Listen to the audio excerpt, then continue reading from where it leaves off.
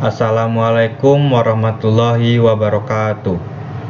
Perkenalkan, nama saya Irfandra Dwidi Aksatra dengan NPM 2017051055 akan menjelaskan konsep program. Pertama, konsep program. Program merupakan kumpulan instruksi yang digunakan untuk mengatur komputer agar dapat menjalankan tindakan tertentu. Jika suatu komputer tidak memiliki program, maka komputer tersebut tidak dapat menjalankan fungsi apapun. Orang yang membuat program sering disebut sebagai programmer, sedangkan aktivitas membuat program disebut sebagai pemrograman.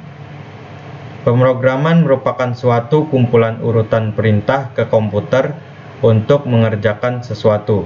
Perintah-perintah ini menggunakan suatu bahasa tertentu. Selanjutnya, eksekusi program. Eksekusi program adalah mengolah kumpulan instruksi agar suatu program dapat berjalan dan dapat menjalankan fungsi. Eksekusi program akan terhenti jika mengalami kondisi-kondisi sebagai berikut. Pertama, mesin dimatikan. Kedua, terjadi kesalahan. Ketiga, terdapat instruksi program yang menghentikan komputer. Selanjutnya, contoh eksekusi program. Pertama, program counter berisi 300. Kemudian, alamat ini dimuatkan ke dalam instruction register. Sedangkan memori address register dan memori buffer register diabaikan terlebih dahulu. Kedua, dalam instruction register, 4 bit pertama mengindikasikan bahwa akumulator akan dimuatkan. 12 bit sisanya menentukan alamat dalam memori, yaitu 940.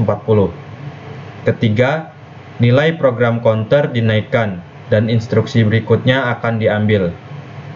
Keempat, isi akumulator yang lama dan isi lokasi 941 ditambahkan dan hasilnya disimpan di dalam akumulator. Kelima, nilai program counter dinaikkan dan instruksi berikutnya akan diambil. Keenam, isi akumulator akan disimpan pada lokasi 941.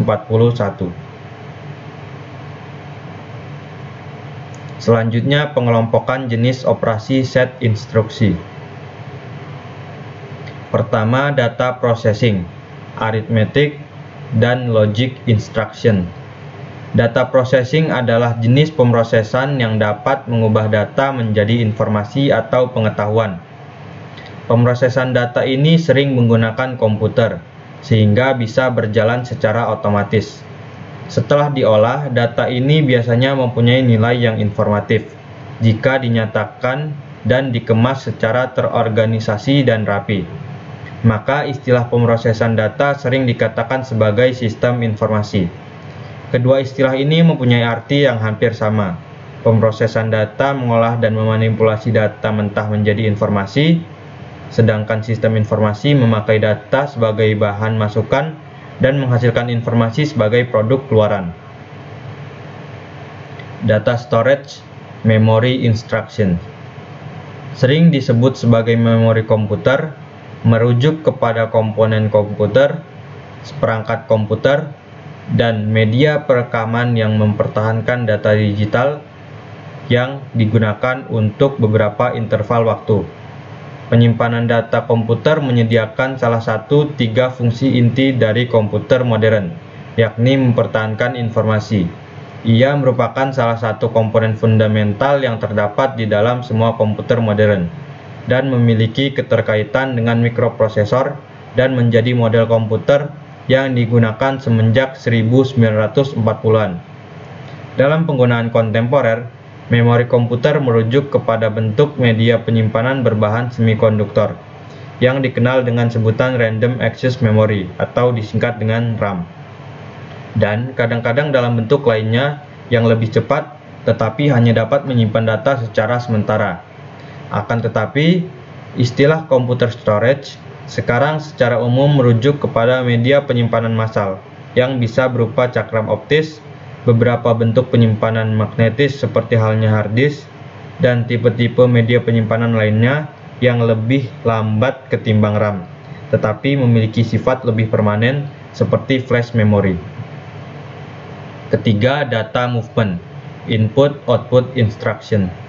Proses data movement ini adalah memindahkan data-data dari database yang berupa data, indeks, grant, skema, dan lain-lain ke tempat baru.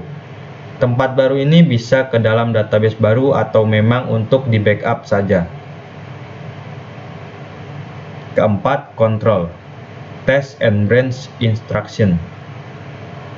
Unit kendali atau dalam bahasa Inggris disebut sebagai control unit adalah salah satu bagian dari CPU yang bertugas untuk memberikan arahan atau kendali atau kontrol terhadap operasi yang dilakukan di bagian ALU atau Arithmetic Logical Unit di dalam CPU tersebut. Output dari control unit ini akan mengatur aktivitas dari bagian lainnya dari perangkat CPU tersebut.